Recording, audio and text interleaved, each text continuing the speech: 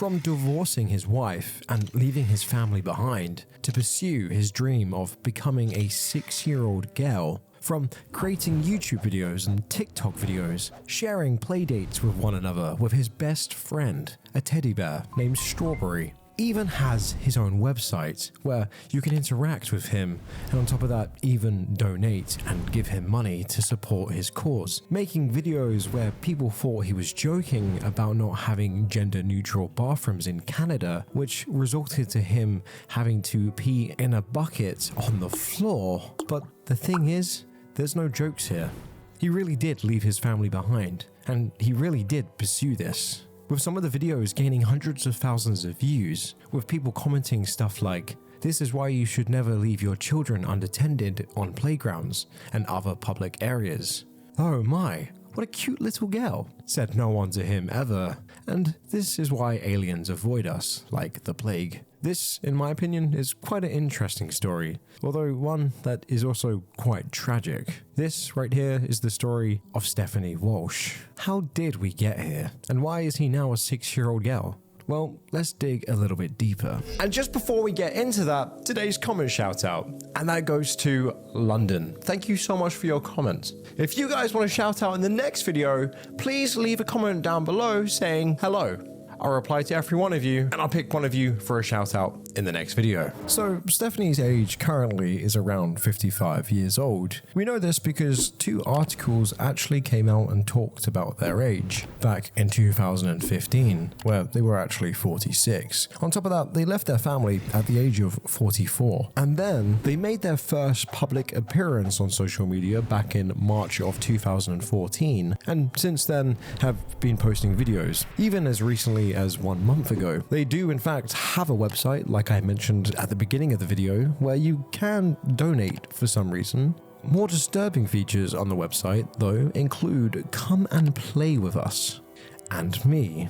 Come and chat in real time, which brings its own alarming questions. In their first video, Living 2 Lives, Dying 1,000 Deaths, they talk about why this was brought on and why they feel the way they do, and we'll certainly get into that video as it's certainly an interesting watch. We haven't until recent days seen this type of behavior. I mean, the most recent person perhaps would be Chris Tyson, who left his family to pursue becoming a woman. Of course, this one is slightly different as they also claim to be a 6-year-old girl. They dress up in child's clothing, have playdates in public areas with their teddy bear called Strawberry, and like I mentioned, very inappropriately decide to use the bathroom in the middle of the restaurant. And of course, you can pretend as much as you want, but I think if you're going to be exposing yourself in public when there could potentially be children around, well, that's just disgusting. He currently does have a YouTube channel with 946 subscribers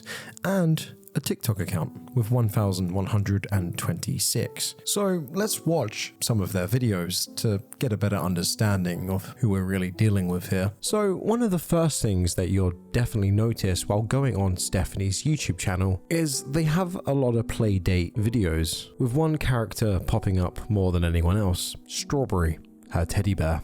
In one video, she even talks about turning her whole living room into a play area. Hello. So, today is my first day of having my living room as my playroom. And my Kodo is here with me, but I didn't have any friends over for the play date. In another, in the intro, she welcomes us to a play date.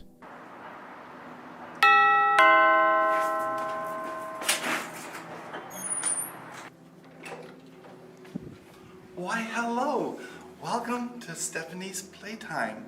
I hope my little sockets have been good. We have an adventure for you. Come on in and see what we found. I'm sure that's going to be one very confused Amazon delivery driver who went to deliver a parcel, but now has been sucked in on a play date with a 46-year-old man. Not my best day at work. But you'd be more than surprised to hear this doesn't only happen at Stephanie's house. No, it's not confined to her home at all. In fact, in another video, we can see Teddy Bear in a restaurant.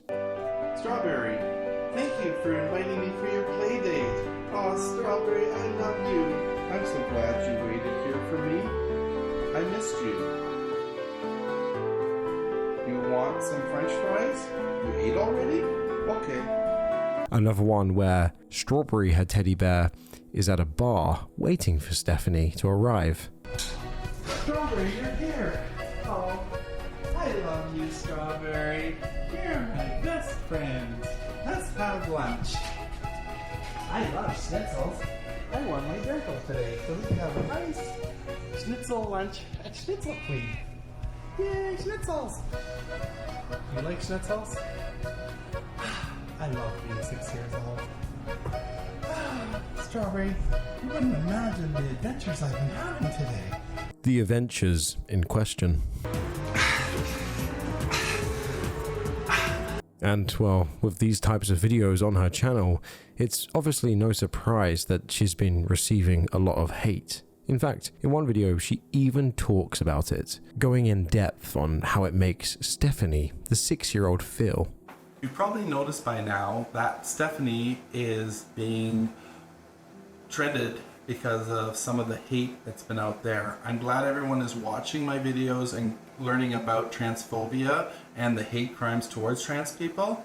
And because of that, I have a secret to tell you. Come a little closer. A little bit closer. Okay.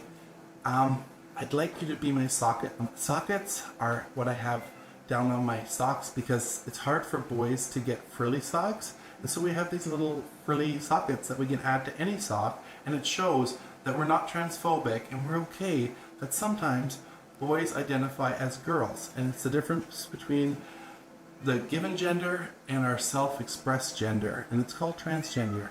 So if you are a socket and you'd like to learn more about supporting the trans community and stopping transphobia, look into my website and find out about how you too can purchase sockets and support trans people in your community. And look, while I, and I'm sure many of us, feel it's fantastic that they can express how they truly feel, I'm slightly struggling on how to understand donating or buying these sockets from Stephanie. Giving money to her could help with transphobia. Apart from, quite simply, Stephanie pocketing money. Maybe someone can help me in the comments here. And again, playing up is perfectly okay.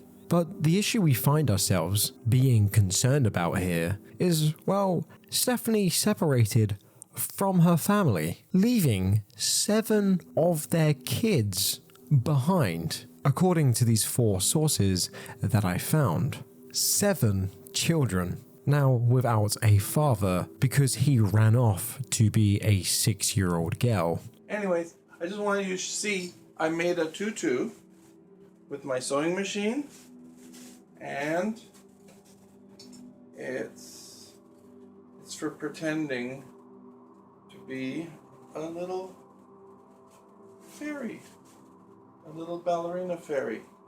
So I love having this, and I have my Tinkerbell shirt from Kathy. Miss Kathy gave me this sweatshirt, and I have my sus so that I'm not scared. Suddenly, this whole playtime thing becomes less innocent and more of a selfish act, if you ask me. And that is confirmed by this article I found. A Canadian transgender father left behind a wife and 7 children to begin a new life as a 6-year-old girl.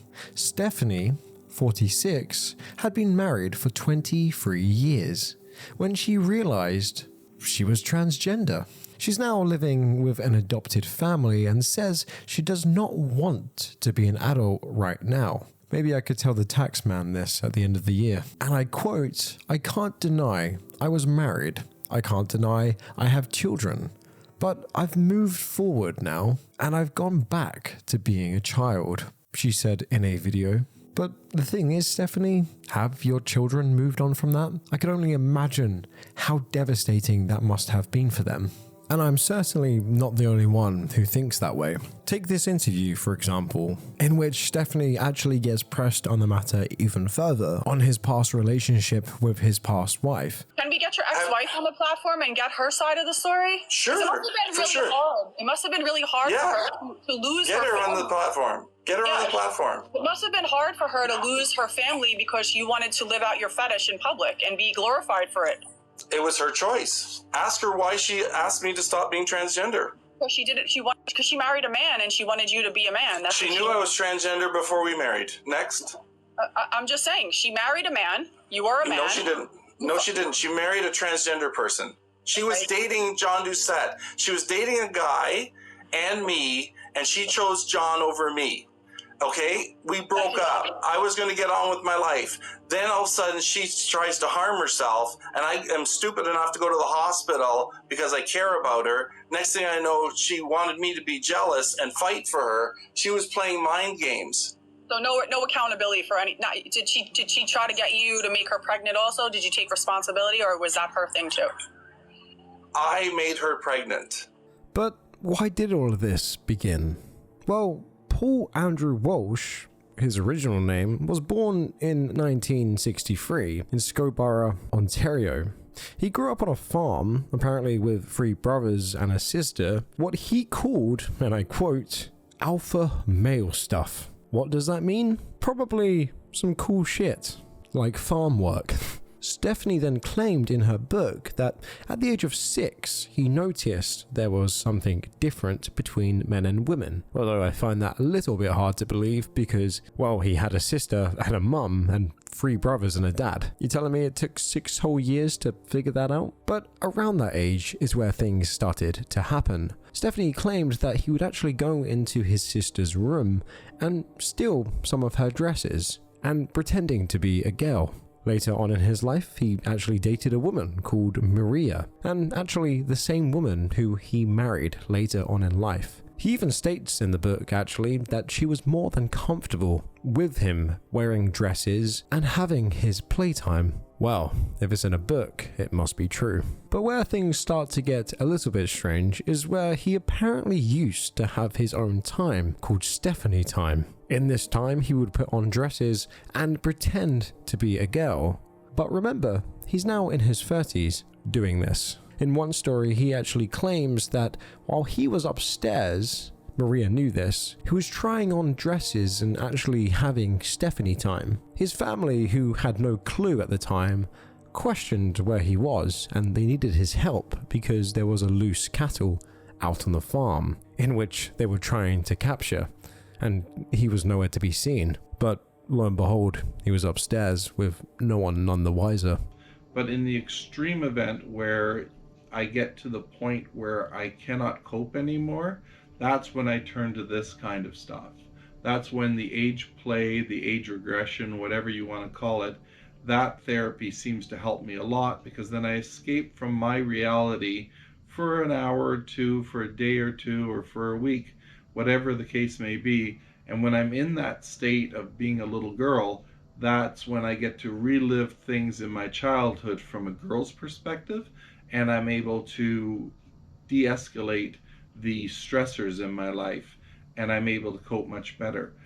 Side note, back in the day, Stephanie actually had a real job where he used to work as a mechanic. Nowadays, he doesn't work. He's actually adopted by 2 people who are actually pretty much around the same age as him, which is very concerning and strange. But before he could do such a thing, he had to tell everybody. So back in 2007, he finally came clean. He told his children and his family that he liked to wear women's dresses, and it was time for him to fully embrace who he is. Understandably though, all the children found this incredibly difficult to wrap their heads around. Stephanie had previously mentioned that letting them know at a younger age would be important, but obviously, I can't help but feel that was very manipulative. Maybe he thought to himself, if we let them know at a younger age, they'll be more accepting with this and maybe even curious. But that wasn't the case, and in fact, they actually found notes and letters that the children wrote. I feel it is very embarrassing to see you walk around like that. And I hate how you always make jokes about being a girl. It makes me feel weird around you. Seriously? I'm not crazy about the fact that you wish you were a girl. Every time I see you, I think you're about to walk upstairs and change into something girly or say something girly. I get a little grossed out every time I see you wearing something girly. I feel kind of weird that you wear dresses. So, in Stephanie's side of the story, he claims at first his wife was more than accepting of this behavior, buying him dresses and even underwear to play out his fantasies. But later on in the book, actually claims she made him choose between her and the kids or dress up. Well, Stephanie chose dressing up. And well, while listening to her side of the story, to some degree it does sound pretty sad, almost as if the wife was a little bit manipulative. She knew who she was marrying. She was very comfortable with it. I enjoyed being a father, but because I was allowed to identify as Stephanie for so long, quite often I pretended to be the mother.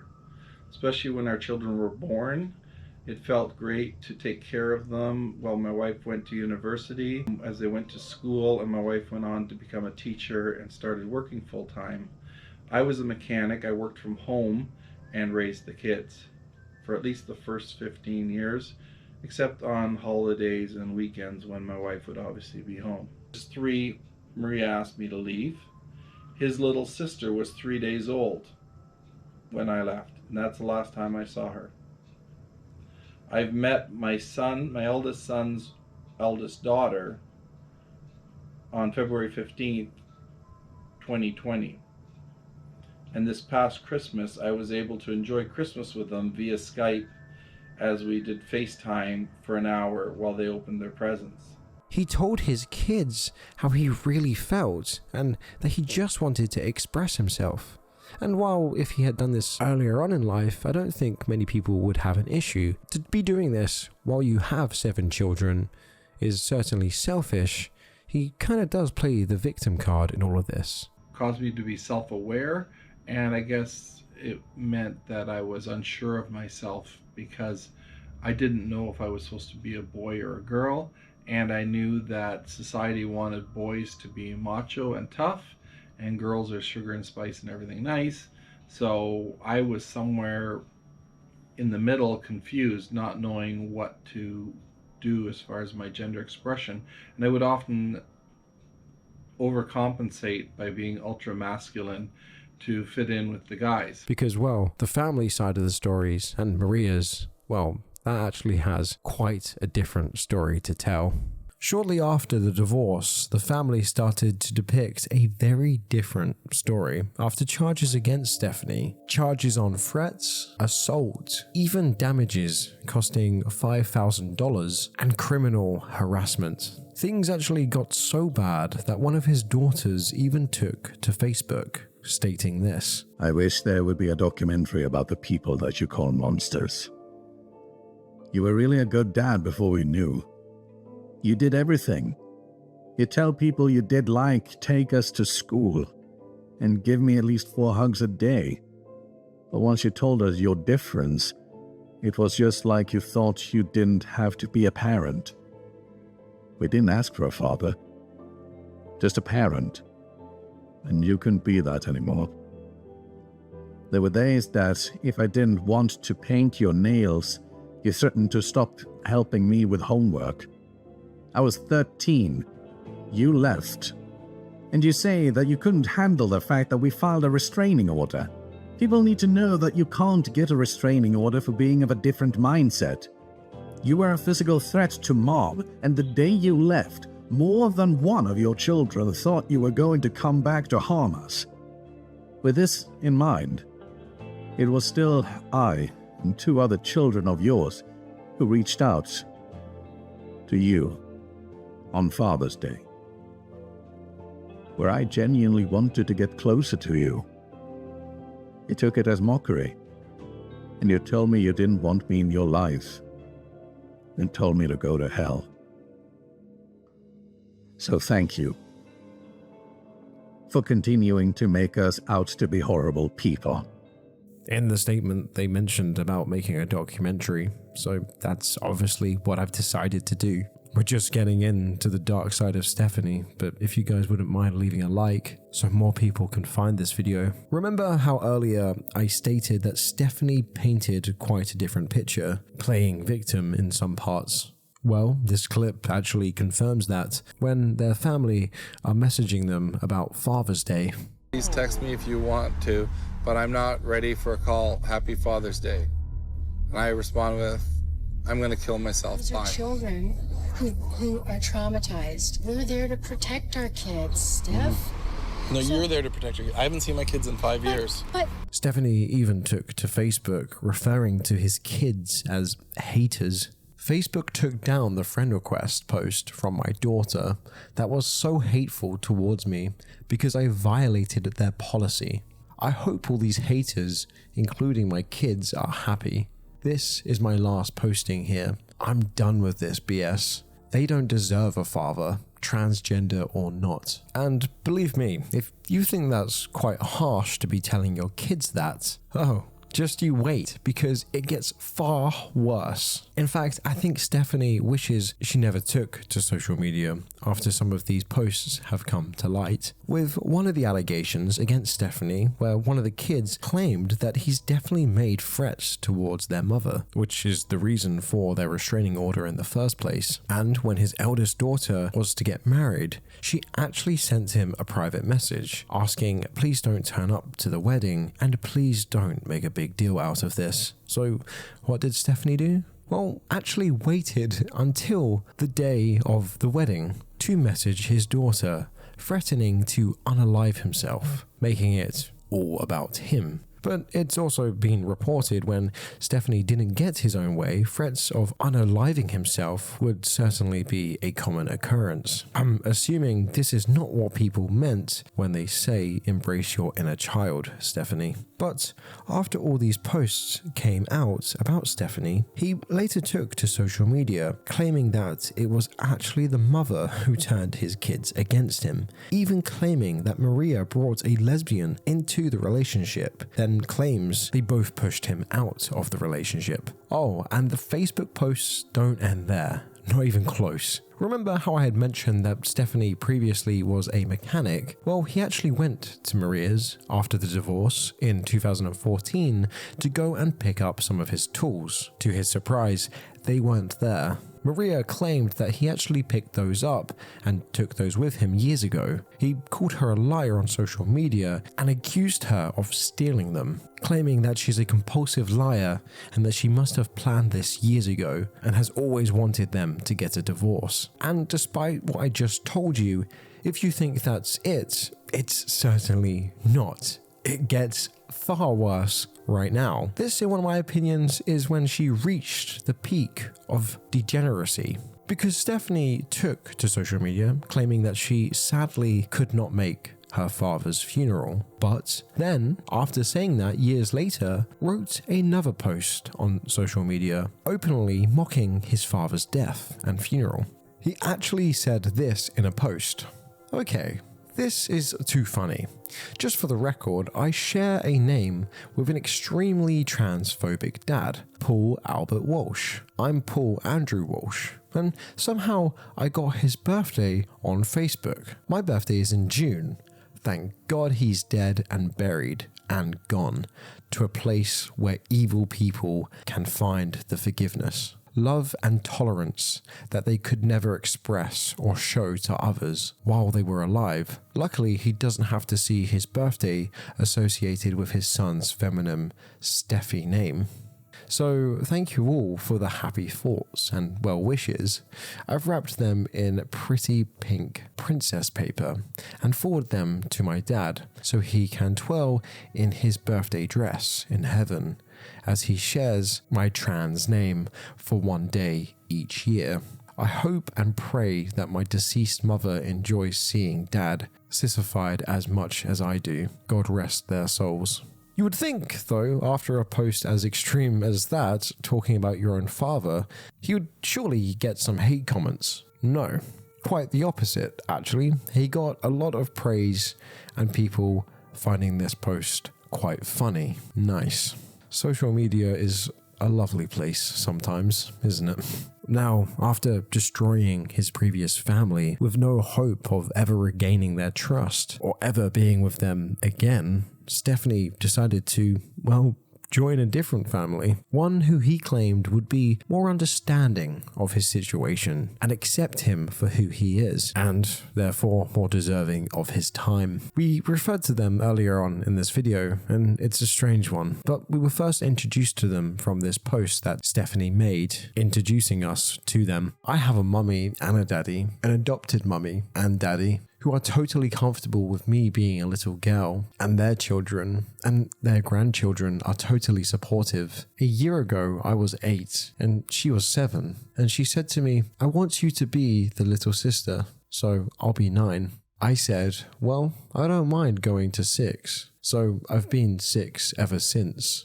And then a little insight into Stephanie's new job. In the winter, Stephanie earns money by plowing snow, and when she's at home with her adopted family, they color and do kids stuff. She claims that it also helps drastically, stating that it's play therapy. I don't need medication, no bad thoughts, and I just get to play, she shares. So what did they do after all of this? Well, they actually led the trans community and marches in Toronto, Canada, even running one community, but was later let go due to concerns of them making it all about themselves. One person even took to Reddit to speak out about Stephanie, writing a social media post telling us what she's really like in real life. She has demonstrated herself as deeply narcissistic and self-absorbed, putting her own struggles as a white trans woman ahead of the struggles of trans women of color in Ontario. This would otherwise seem like a quibbling over her character when she was employed. However, as a trans consultant for a queer-focused community center and assigned to work alongside a few trans women of color, she had a tendency to hijack client/community, in which the social media post continues talking about her narcissistic tendencies. Stephanie seems to be very self-centered, making most things about herself. Of course, we kind of know this now, because nothing says that more clearer than her daughter's wedding day, which we mentioned earlier. So, where is Stephanie today? Well, she still uploads occasionally on her social medias, but not much is particularly known as of late. It would seem the hype and attention they so desperately desired, well, that's now disappeared, which, in my opinion, is honestly a good thing, as this whole thing just appears to be one big attention grab.